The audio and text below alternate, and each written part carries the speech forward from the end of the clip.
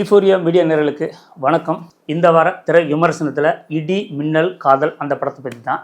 இடி மின்னல் காதல் ஒரு மனம் நலம் பற்றிய மிக தெளிவாக சொன்ன படம். பொதுவாக ஞாபக சக்தி மூளைக்கு நல்லது, ஞாபக மறதி இதயத்துக்கு நல்லதுன்னு சொல்லுவாங்க. ஒரு அப்பனுக்கு பாசத்தை ஒழுங்காக வெளிப்படுத்த தெரியாது, ஒரு பையனுக்கு கோபத்தை ஒழுங்காக வெளிப்படுத்த தெரியாது. ஒரு நொடியில் நடக்கிற ஒரு விபத்து, ஒரு சபலம், ஒரு கோபம் என்ன மாதிரி திருப்பு முனைகளை அமைக்குது அப்படிங்கிற படத்தை மிக தெளிவாக, மிக பிரமாதமாக, மிக திரைக்கதையை தெளிவாக எடுத்திருக்காரு நம்ம இயக்குனர். இந்த படத்தை பாவகி என்டர்டெயின்மெண்ட் சார்பாக ஜெயச்சந்தர், பினாமினி, பாலாஜி மாதவன் இணைந்து தயாரிச்சிருக்காங்க. இயக்குனர் பாலாஜி மாதவன், இசை ஷியாம் CS, ஒளிப்பதிவாளர் ஜெயச்சந்தர். நடிகர்கள் அப்படின்னா பிக்பாஸ் புகழ் சிபி கதை நாயகனாக வந்திருக்காரு. பவ்யா திரிகா கதாநாயகியாக நடிக்கிறாங்க. இவங்களை தாண்டி யாஸ்மின் பொன்னப்பா, ஜெகன், ராதாரவி, அருள்தாஸ், பாலாஜி சத்திவேல் இன்னும் சிலர் நடிச்சிருக்காங்க. இந்த படத்தோட ஒரு ஒன்லைன் அப்படி சொன்னால், ஒரு விபத்தில் நடக்கிற ஒரு திருப்பத்தில் வெவ்வேறு மனிதர்கள் ஒரே புள்ளியில் இணையிற மாதிரி தான் இந்த திரைக்கதையை ரொம்ப சிறப்பாக அமைச்சிருக்காங்க.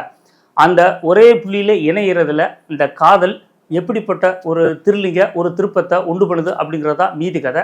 இந்த கதையோட மிக தெளிவாக பார்க்கணுன்னா ஸ்க்ரீனில் பார்த்தா தான் நமக்கு ஒரு தெளிவான விடை கிடைக்கும். ஏன்னா அந்த அளவுக்கு இந்த படத்தோட திரைக்கதை நம்ம யூகத்துக்கு அப்பாற்பட்டு, நம்ம இப்படி தான் வரும்னு நினச்சா அதுக்கு நேர்மாறான ஒரு மிக பிரமாதமான திரைக்கதை அப்படின்னு தான் சொல்லணும். என்ன விஷயம் கேட்டிங்கன்னா, வழக்கமான சினிமாவை தாண்டி இந்த படத்தில் கூடுதலான ஒரு விஷயம் என்ன கேட்டிங்கன்னா, கொஞ்சம் கூட சினிமாத்தனம் இல்லாத ஒரு இதுதான் இந்த படத்தோட ஒரு கூடுதல் பலம் சொல்லலாம்.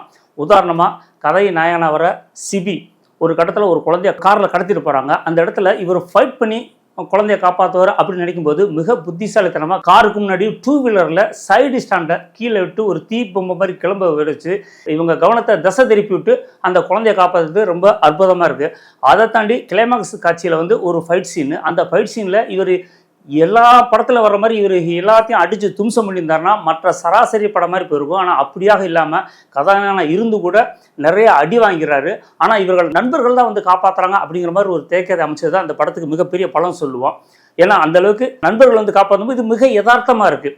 பொதுவாக எல்லா உயிரினுமே தனக்கு ஒரு ஆபத்து வரும்போது அந்த விளிம்பு நிலை, அந்த கடைசி நிமிஷத்தில் ஒரு விஸ்வரம் எடுப்பாங்க. அதைத்தான் அந்த ஹீரோ அந்த படத்தில் எடுக்கிறாரு. ஏன்னா எல்லா படத்துலையும் ஹீரோ தான் எல்லாத்தையும் தும்சம் பண்ணி நண்பர்கள் எல்லாத்தையும் காப்பாற்றுற மாதிரி வரும்போது, இதில் கொஞ்சம் மாறுபட்டு இருக்கும்போது இதில் சினிமாத்தனம் இல்லாமல் முழுக்க முழுக்க யதார்த்த நிலை இந்த படத்தில் இருக்குது நம்ம தெளிவாக பார்க்க முடியுது. அதை தாண்டி இந்த படத்தில் ஹீரோ படத்தோட முதல் பாதியில் பார்த்தீங்கன்னா அதிக காட்சிகள் இடம் வர மாட்டார். ரொம்ப இடைவெளி விட்டு வருவார். முதல்ல இந்த மாதிரி கதையில் ஹீரோ சம்மதிக்கிறது பெரிய விஷயமானா, அதை தாண்டி இந்த படத்தில் ஒரு பையன் கேரக்டர் வர்றாரு.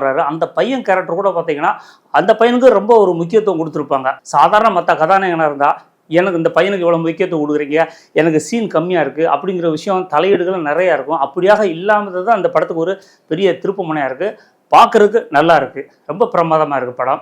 இந்த ஷியாம் CS இசையமைப்பாளர் இன்னைக்கு இப்போ வர்ற எல்லா படத்துக்கும் அவர் தான் நிறையா வந்துட்டுருக்காரு. தமிழ் சினிமாவில் இவரும் ஒரு முக்கியமான இசையமைப்பாளராக வருவார் அப்படிங்கிறத என்னோட நம்பிக்கை. ஏன்னா சின்ன படம், பெரிய படம் எல்லா படத்தையும் இவர் சப்போர்ட் பண்ணுறாரு. எல்லா படம் நிகழ்ச்சிக்கு இவர் அந்த படத்துக்கான ப்ரொமோஷனில் கலந்துக்கிறாரு. அதுதான் பெரிய விஷயம். அது வரவேற்க வேண்டிய விஷயம், மற்றவங்க இதை பார்த்து தெரிஞ்சுக்கிற ஒரு விஷயம்.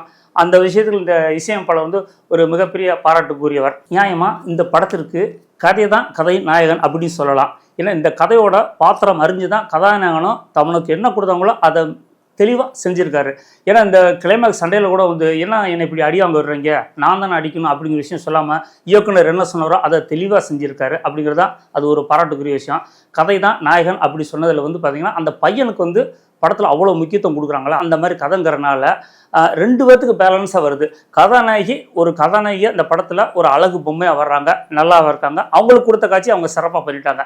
இந்த படத்தில் ஒரு மைய கருத்து அப்படிங்கிறது பார்த்தீங்கன்னா, இல்லாத விட்டு பையன் வெளிநாட்டு போக முயற்சிக்கிறான், அப்பா கடன் வாங்கிறாரு, ஏகப்பட்ட ஒரு பிரச்சனையை ஒரே புள்ளியில் இணைக்கிறாங்க. அப்படிங்கிறது எல்லாத்துக்கும் ஒரு காரணம் அந்த கோபம் அப்படிங்கிற விஷயம். ஒரு நொடியில் நடக்கிற ஒரு சின்ன திருப்பம்.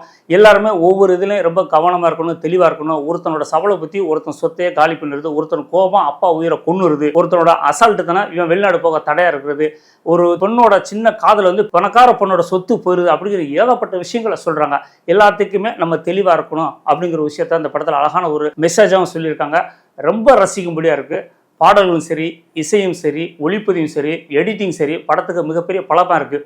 முன்னெல்லாம் நாங்கள் 80களில் படம் பார்க்கும்போதுனா டேரக்டர் யார், ஹீரோ யார், 2 விஷயம் தான் பார்ப்போம். இன்றைக்கி வந்து தொழில்நுட்பம் வளர்ந்ததுக்கப்புறம் இந்த படத்தில் எப்படி அழகாக ஃப்ரேம் வச்சுருக்காங்க, எவ்வளோ அழகாக கேமரா ஆங்கிள் வச்சுருக்காங்க, சாங்ஸ் எவ்வளோ அழகாக போட்டிருக்காங்க, ஆர்ஆர் எப்படி இருக்குது, இசை படத்துக்கு பெரிய பலமாக இருக்குது, இப்படி நிறைய விஷயங்கள் பேச ஆரம்பிக்கிறதுனால எல்லா தொழில்நுட்ப கலைஞரும் தங்களுக்கு கிடைக்கிற வாய்ப்பை வந்து ஒரு சவால் நினச்சி ரொம்ப தெளிவாக செஞ்சுருக்காங்க. படம் நல்லா வந்திருக்கு. இந்த படத்தை எல்லாரும் தியேட்டரில் பார்த்து கொண்டாடணும். நல்ல ஒரு மெசேஜ் சொல்லியிருக்காங்க. அதெல்லாம் நம்மளும் லைஃப்பில் எடுத்துக்கணும் அப்படிங்கிறது தான் என்னோட ஒரு சினிமா ரசிகனாக என்னோட வேண்டுதல். இந்த வீடியோ பிடிச்சிருந்தா லைக் பண்ணுங்கள், கமெண்ட் பண்ணுங்கள், ஷேர் பண்ணுங்கள், மறக்காமல் பெல் பட்டன் அடிச்சுருங்க. தொடர்ந்து சினிமா செய்திகள் நம்ம வழங்கிக்கிட்டே இருக்கோம். நன்றி, வணக்கம்.